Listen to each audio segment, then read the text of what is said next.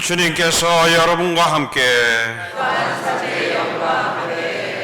루카가 전한 거룩한 복음입니다.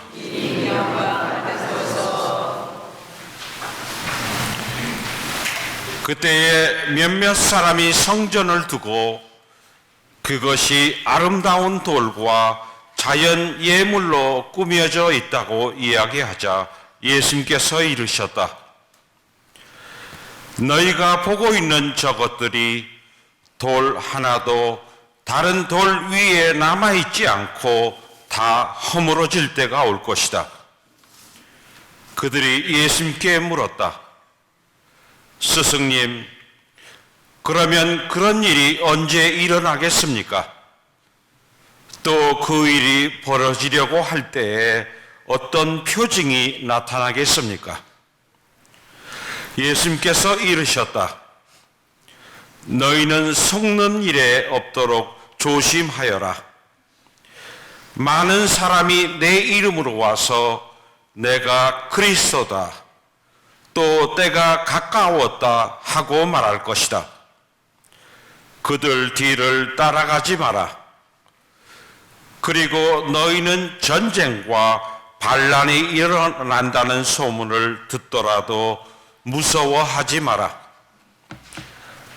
그러한 일이 반드시 먼저 벌어지겠지만 그것이 바로 끝은 아니다. 이어서 그들에게 말씀하셨다.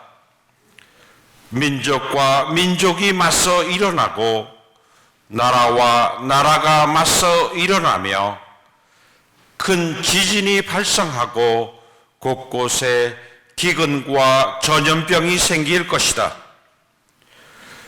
그리고 하늘에서는 무서운 일들과 큰 표징들이 일어날 것이다. 그러나 이 모든 일에 앞서 사람들이 너희에게 손을 대어 박해할 것이다. 너희를 회당과 감옥에 넘기고 내 이름 때문에 너희를 임금들과 총독들 앞으로 끌고 갈 것이다. 이러한 일이 너희에게는 증언할 기회가 될 것이다. 그러나 너희는 명심하여 변론하는 말을 미리부터 준비하지 마라. 어떠한 적대자도 맞서거나 반박할 수 없는 언변과 지혜를 내가 너희에게 주겠다. 부모와 형제와 친척과 친구들까지도 너희를 넘겨 더러는 죽이게까지 할 것이다. 그리고 너희는 내 이름 때문에 모든 사람에게 미움을 받을 것이다. 그러나 너희는 머리카락 하나도 잃지 않을 것이다. 너희는 인내로서 생명을 얻어라. 주님의 말씀입니다.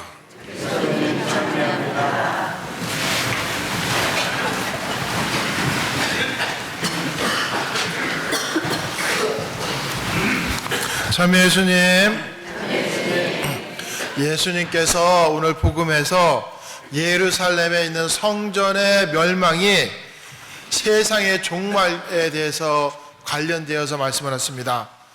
그래서 어디까지나 이 예루살렘에 있는 성전의 멸망이 세상이 끝나는 전조이고 상징이라고 말씀을 하시게 됩니다.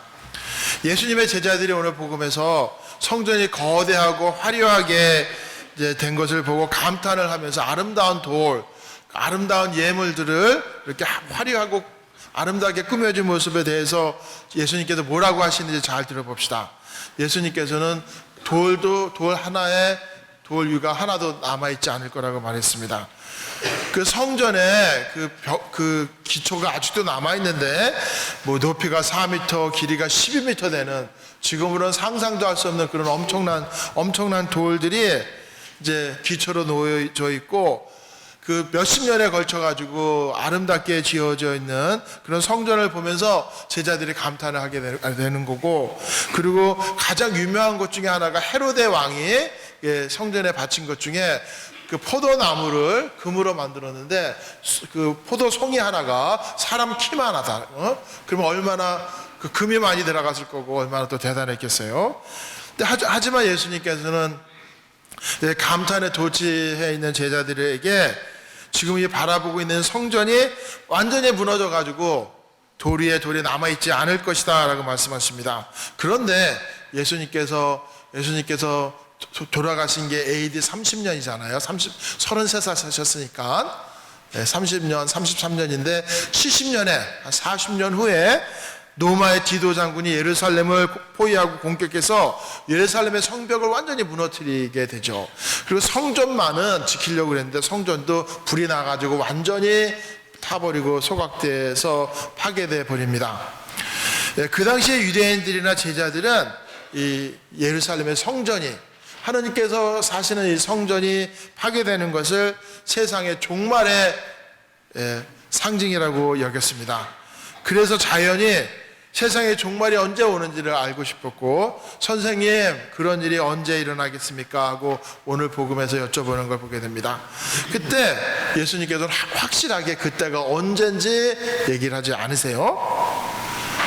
그때가 반드시 올 거지만 거짓 예언자들을 조심하고 재난도 일어날 것인데, 전쟁과 반란, 나라와 나라 사이의 싸움, 민족과 민족 사이의 싸움 등 역사적인 재난뿐만 아니라 자연적인 재난, 그리고 지진과 기근과 전염병, 그리고 하늘로부터 무서운 일들과 굉장한 징조가 나타날 거라고 말씀하십니다. 하지만 그때는 나도 모르고 오로지 아버지만이 아시다라고 말씀하세요.